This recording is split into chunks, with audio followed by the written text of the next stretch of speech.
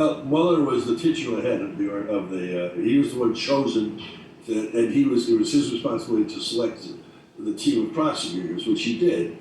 Weissmann was really the energy behind the investigation, and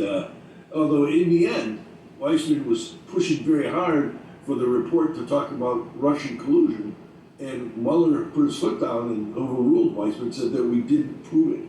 And his report says that, even though Weissmann pushed very hard for something to be more leaning towards a culpability on the part of the Trump campaign, but there was none. And Mueller, to his credit, the only thing I can credit him for, wasn't going to go over the line on the mandate the core mandate that he was given by Ron Rosenstein to see if there was collusion between the Trump campaign and Russia. He kept that mandate very narrow, which allowed him to avoid investigating the corruption between the Clinton campaign in Russia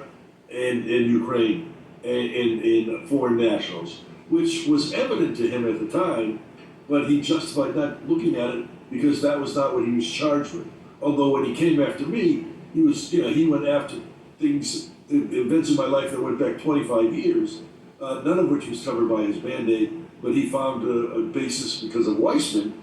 to expand that authority, I thought illegally, and then he went after me in ways for things that I already resolved with the federal government, or he just said Weissmann just made them up. So, I mean, Mueller took the approach of that he had all this kind of unfettered power where he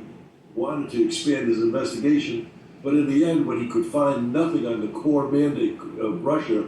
collusion, he did overrule Weissmann, which to this day Weissmann is angry about, and you see him in the midst right now of this whole Mar-a-Lago raid and